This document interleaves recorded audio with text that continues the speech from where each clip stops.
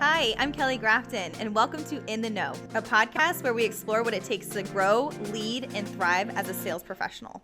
Each episode, I'll sit down with sales experts to dive into the training, techniques, and real-world experiences that shape successful careers in sales. Whether you're just getting started or well on your journey, you'll hear practical insights and inspiring conversations to help you stay in the know. Welcome back to In the Know. We have a return special guest here with us today, Miss Balducci, and we're so excited to have her. If you all already listened to the first podcast, great. If you haven't, go back and listen to it. We'll do a quick recap, but lots of good info on there. But we're excited for some more info coming at you. But Biddy's background, she is a professor, assistant professor at University of Washington State. So you just flew all the way across the country to be with us.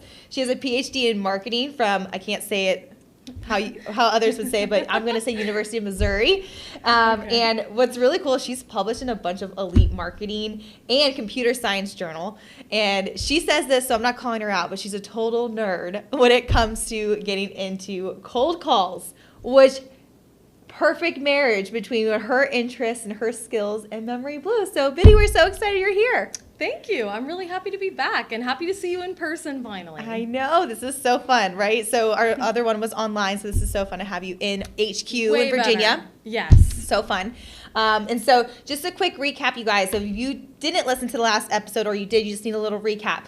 We talked about pitch, speech rate, and volume. And we went into so many details on how to leverage those to have a successful cold call. And that's the point of this podcast with you, right, Biddy, is to give you guys, 20,000 calls is kind of what you analyze and getting us real statistics. And so we're doing a different focus today, but going back to those, we were able to look at, your tone of voice and your speech rate, meaning matching, how do you match your prospect and how important that can be. And then, of course, the volume and learning it's okay to be loud, not obnoxiously loud, but it's okay to be loud. Sure. And so I'm excited for today because we're kind of switching over to verbal cues. Yeah. And that is our topic today. So we're talking about words and phrases that you use when talking to prospects over the phones. And, it's kind of like, if you're anything like me, you're like, okay, what are the difference between all these? We have Biddy to help us with that. Yes. So, Biddy, what are you most excited about going into our verbal cues topic today? Well, I think it's just an important piece of the puzzle. So, of course, we talked about vocal cues last time, which those are the acoustic properties of the words that are being delivered, but you have to have verbal cues to deliver them acoustically.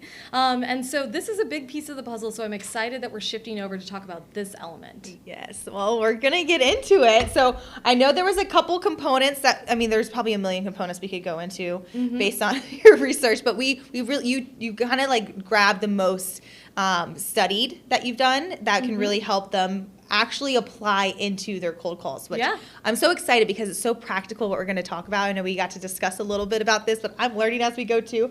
And so I know one of the first ones that you talked about was the concept of being formal and informal. So I guess could we define that? What does that mean when it comes to the cues and what are the differences? And we'll just kind of dive into that first part. Sure. So formal language, and this is looking at a language perspective, it's basically on a continuum, right? You can be highly informal, you can be highly formal. And so it goes from being very casual and conversational on the informal end to being more structured and official on the formal end. So all formality in terms of languages is just how structured or not you are with your speech, or how casual or not you are with your speech. And just to take a step back as to why I started looking at this, SDRs, thank you. During my initial time working with Memory Blue, which at this point was about 2.5 years ago. That's so awesome. Yes, I had the opportunity to visit the Seattle office because that's my closest Memory Blue office to where I am. And I interviewed the SDRs, and one of the things that kept coming up was, I was like, what are your strategies to be successful? What do you do? And they were saying, I just try to keep it conversational. And that really struck me because when I was looking through the Memory Blue training materials, I hadn't noticed anything, like specifically telling SDRs to keep it more casual. But this was something that they were just doing on their own and they felt was really working for them. So that is why I was curious, because as Kelly mentioned, like, you know, I'm a nerd for this stuff. I want to know if it works. And so what I did was I analyzed the textual components of these calls. They're all transcribed, and so I looked at how formal or informal the language was to figure out if there was something to this. And you know that those reps in Seattle were not alone. Actually, this morning, I did a training with the SDRs in the Virginia office, and I asked that very same question, and 2 out of the 4 said that they keep it conversational. So there's something inherently to this that I wanted to get to the bottom of, and that's why we tended to focus on this. So long answer short, all formality of languages is how structured and official versus casual and conversation your language is. Okay, well, I'm excited because there's, you know, I naturally go more conversational, or it's something that they learn because someone did this, or maybe they learned it from another SDR, learned it from their manager. But what does the data say? Like, wow. What did you discover? Yes. So that is what we all want to know, right? We want to know what actually leads to success in these calls. And so what I did was I analyzed tens of thousands of calls from Memory Blue across all the offices, and after which I figured out that informality in language actually does help you. And what I mean by that is that SDRs who are less formal in the way that they talk to the prospects are more likely to get that meeting booked. Now, just to give a little bit of background as to why that might be, because I know, you know, when I was speaking with some of the leadership at Memory Blue, they had said like, hey, SDRs want to know the why rather than just this works, do it, which I very much admire because I am a person who likes to ask a lot of questions. So the reason behind that is formality or informality signals something very important. Basically, it will signal how socially close or distant you feel from someone else that you're speaking with. So for example, if you are speaking less formally, you might be with a friend or a colleague, whereas if you are at like doing something like the State of the Elephant, you know, you are going to be presenting maybe facts or your own experience. It's going to be more formal and structured than it would be in just like a regular conversation with one of your best friends. So that's the difference with this. And looking at like how this communicates social closeness or distance, the idea behind this is that by conveying information informally through your words, you are kind of throwing the prospect off a little bit, in a good way. You know, they are getting the signal from your language that you are socially close, when in fact, that couldn't be further from the truth, right? Right. So never talked to this person before. Yes. Yeah. And so it kind of makes them do a little bit of a double take and actually pay attention to what you're saying. That's so interesting. Can you go off the deep end and be too casual? Have you noticed any research on that? So I love that you asked that question. I did check that.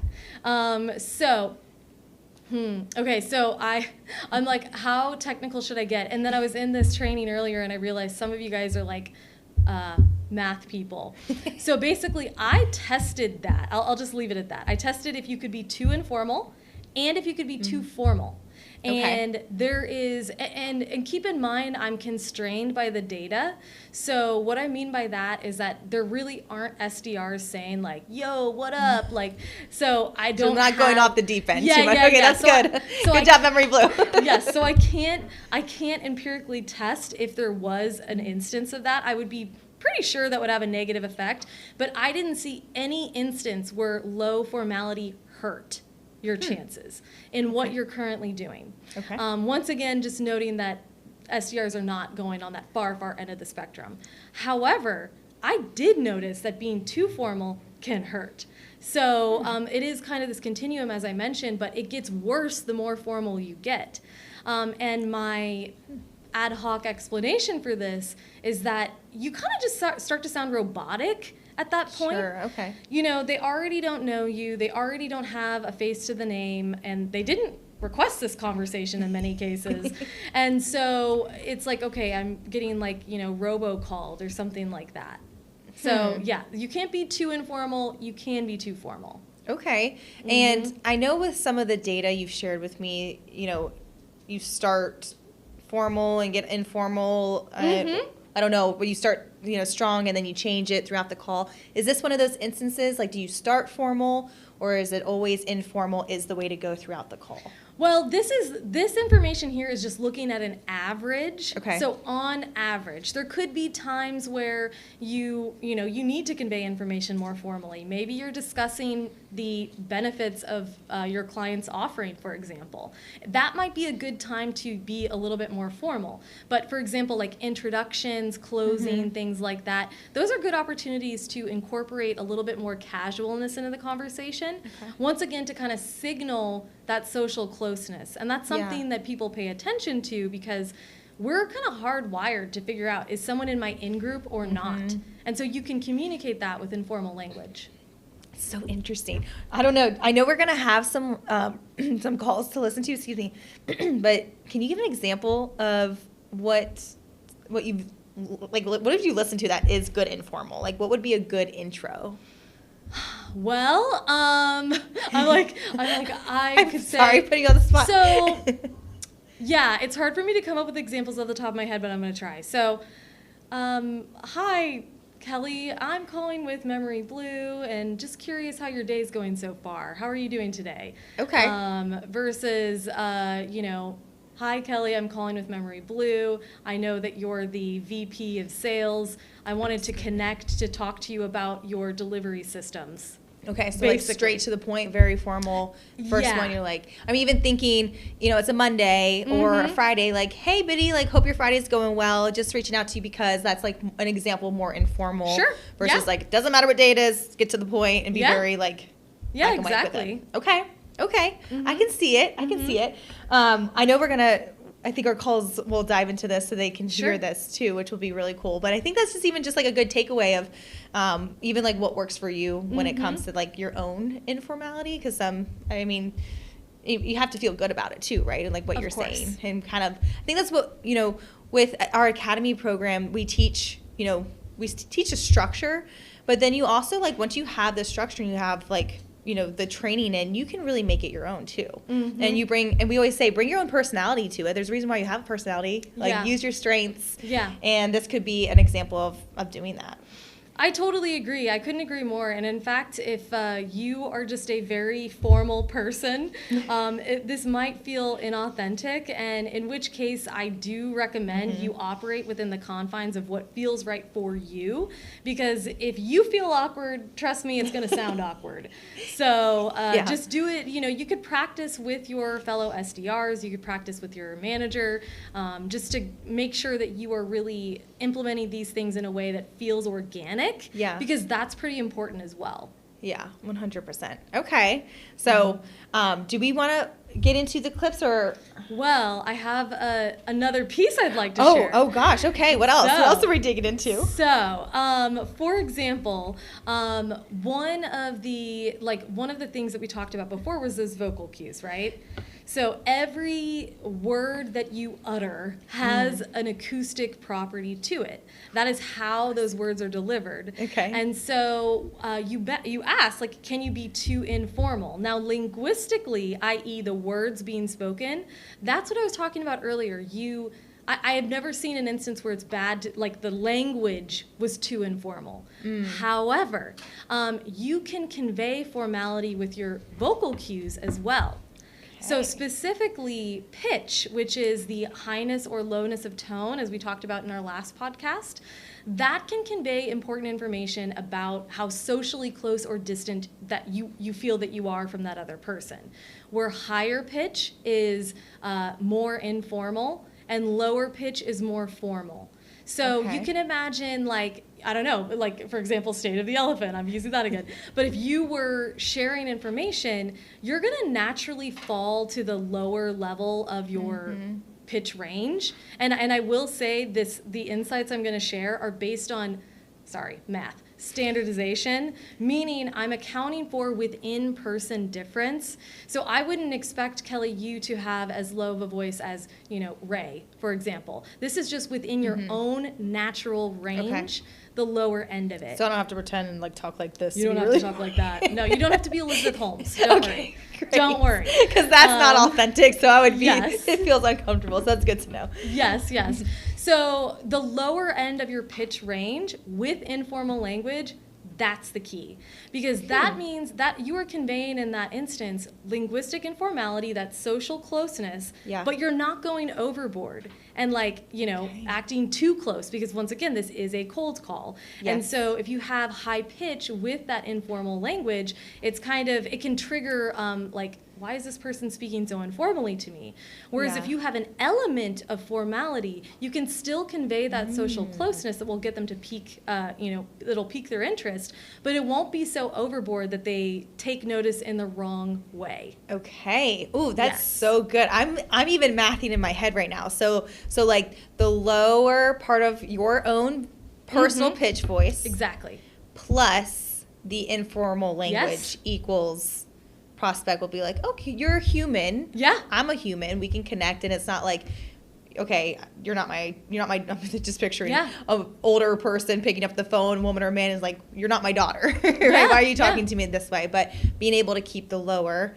So even going back to the example of it's a Friday, like, hey, Biddy, so thank you so much for taking my call. Hope you're having a good Friday. Versus, hey, Biddy, thank you so much for taking my call. You having a good Friday? You got any fun plans? Like, we're not friends. Exactly. Okay. That's a perfect example. Okay.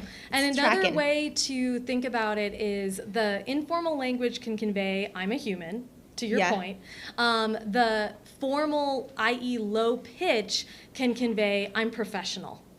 So it can convey both of those things simultaneously. Ooh, I like this. This is so practical. You guys catching this? Like, this is so practical. I hope you guys go back and listen to your calls and like notice how you're doing with these. So this is cool. Was there anything else on those two components before? I know we want to show some. I think that is it. Yeah, I'd love to dive into the clips, and maybe you could just I don't know if you want to have the SDRs guess the combination. Ooh, okay. All right, so we're going to have 3 calls, right? We got 3 recordings, and so we'll have them guess, and then you can give us the answer. Yes, and they're clips of calls, so they'll go kind of fast. Yes, our first one, I think, is just a couple of seconds here. So I will play this, make sure I can hear it. All right, here we go. Yeah, for sure. Well, in that case, a little bit more about services. Like I said, we move at 4 to 6 times the speed of Azure and AWS without zero downtime. We're a cloud agnostic data migration tool. So we're able to move data from cloud to cloud, from prem to cloud, and even in some cases, cloud back to prem. Okay, thoughts, reflections. What did you think, Kelly? I'm so not good at this yet. Like, I can't really hear. I mean, I feel like he was very formal, but I don't know. It's hard to figure out the pitch piece and if it was good or bad. I mean, I do think that one's harder because you guys don't know what this guy's normal pitch is like. Okay. I don't either. The only reason I know is because I've calculated mathematically what his standard deviation is for his pitch. Okay. But that was on the lower end of that person's pitch. Okay. So you could hear probably linguistically the formality. Just think about how technical he was speaking. Yes. And it was very, fact-based, very technical, very structured. That is an example of formal language. Okay, great. Okay, yes. All right, so I got that part. Yeah. All right, so I'll give myself a C on that one. I'll give you a B. Okay, thanks. All right, so we're going to play another one. So this one, I think, is also just a couple seconds. All right, here we go. I just know that with supply chain being messed up, it's been hard to get technology. So I was just reaching out to see what sort of tech you guys have been purchasing and how that process has been going for you. Thoughts? There was a word he said that made it sound informal. And then, probably what messed you got. Up. Oh, yeah, messed up. And, I think at the end, something what you got or something like that. Yeah. So let's say low on the formal language. Yeah. So that one clearly is easy to point out. Yeah. Then. Okay, so he did have a low linguistic formality. He's keeping it very conversational, saying like, oh, the supply chain's messed up. I don't know what you got, things like that. So that would be low formality. And once again, I would say it was low too. It sounded like he had a low voice. That was, okay. Yeah. For him, that was low. And once again, the pitch piece is kind of hard to know because you don't know what these people's baseline is, but you know your own baseline. Yeah. So if you can detect that linguistic piece, implementing the pitch piece will come kind of naturally, I think. Yeah. Oh, that's good. Okay. Did you guys pick up on that one? I think that one was easier. Okay. We got one more. Okay. Have those talks come up? I know you said not immediately, but I know Q4 is coming up. That's usually strategic planning time. Has it come up? Maybe a year or two out, maybe start looking? I mean, I feel like he kept it pretty formal. Okay. I think there was have you been looking, kind of sound a little casual, so maybe a little informal mix. But I think for the most part, I would say maybe 70% formal. Well, I would say that was a little bit on the informal end. I don't know if you noticed he had a lot of filler phrases. He said a bunch. Oh, I need can we replay it? Yeah, of course. I want to replay. Okay. Yes, I want to hear what you're hearing. Okay. Okay. Have those talks come up? I know you said not immediately, but I know Q4 is coming up. That's usually strategic planning time. Has it come up? Maybe a year or two out, maybe start looking? Kind of sounds nervous, I would say. Yeah. So makes it less, so he's less confident, which I would say brings, I can see that. Lots of lots of knows. So that contributes to the communication of informality, because it would be, you can say that exact same message. So I don't know if you're looking at this immediately, but I know Q4 is coming up. More formal. So you know what I mean? So it's just very, very different in terms of these small little things can convey vastly different aspects. And so that would be an example of low verbal formality with high informality vocally as well. So that's kind of like a double whammy in terms of okay, we're being a little too informal here. So that middle one that you played, where you have the low verbal formality, but you also have high vocal formality, that's kind of the golden ticket there. Okay. You guys want to listen to that one more time? I feel like it was a short one. Yeah, let's go. All right, so this is what we're looking for. This is what good looks like. Okay. I just know that with supply chain being messed up, it's been hard to get technology. So I was just reaching out to see what sort of tech you guys have been purchasing and how that process has been going for you. Okay. So that's good. That's great. That means the person, hey, you're human on the other side of this phone. And professional. And you're professional. Yes, absolutely. Yeah, so if you can master that, which it sounds like a lot of you guys might even be doing the informal piece already. So it would just be something simply like going to the lower end of your pitch range, which, by the way, you guys might not know me, this is the lower range of my pitch. So this is going to vary from person to person. Yeah. So just do what feels natural to you, but try to keep that conversational piece while having your pitch a little bit lower than maybe you would typically do. Yeah. That is so cool. Okay, so, and you said we can kind of hear our own pitch range. Yeah. And maybe it might be something new that you guys are looking into, right? I don't know how often we're really looking at that. I know we probably get coaching on tone and stuff, but the pitch is another component. But I think that's where it's nice to have your DM help you with that, or your delivery manager or other SDRs to also help you notice when you're coming a little bit higher or lower. Yeah. Or just listening to your own calls. Yeah. Because no one knows your pitch better than you. Yeah. To the point where we were listening to those calls, and Kelly, your very valid comment, I don't know what this person's normal pitch is like. You have these two components, that humanness, that professionalism, and I would encourage SDRs to just focus on one at a time. You don't have to do it all at once. It can feel like a lot to implement both things at once, particularly if you're not one of those people who's already doing that strategy of keeping it casual. So if that happens to be you and you say, wow, I've been trying to be very professional, so I've been speaking very formally, and you can determine if that's happening based on Are you using slang? Are you like being very like structured and like putting a lot of detail into what you're saying? If you're putting a lot of detail into what you're saying, that would probably be more formal. So you can kind of think about it that way, and you can just take it bite by bite and try to implement one thing, whichever thing for you is going to be the most easy to implement across the board. Focus on that, and then once you feel confident in your mastery of that, then you can implement the other piece, would be my personal recommendation, just so it feels a little bit more manageable. Yeah, no, that's really great advice, because I feel like sometimes we hear this stuff and we're like, all right, let's redo everything, and it's just those tweaks. And like you said at the very beginning was make it sound like you, because then it'll be confident. Totally. You'll sound confident, and then you'll be more formal naturally. Yeah, absolutely. Yeah, or I should say you will be more professional naturally. Yes. Yeah. I love it. Well, anything else on this topic? I know we'll dive into more soon, but anything else on these? I think that's a wrap. That's awesome. Well, hey, our challenge to you is like Biddy was saying, go break down your calls. What do you notice? And then what's that next step coming out of here that you can adjust? And remember, this is all based on a lot of data analysis. So this isn't just Biddy's opinion. This is her going into so many calls and being able to extract the data across the United States. And so it's going to be something that you can implement to just be more effective on the calls. You're already putting in great work. Now you can put in a little bit more smart work too. So Biddy, thank you so much for your insight. We appreciate it. Thank you for great. having me. All right, guys, we'll see you next time.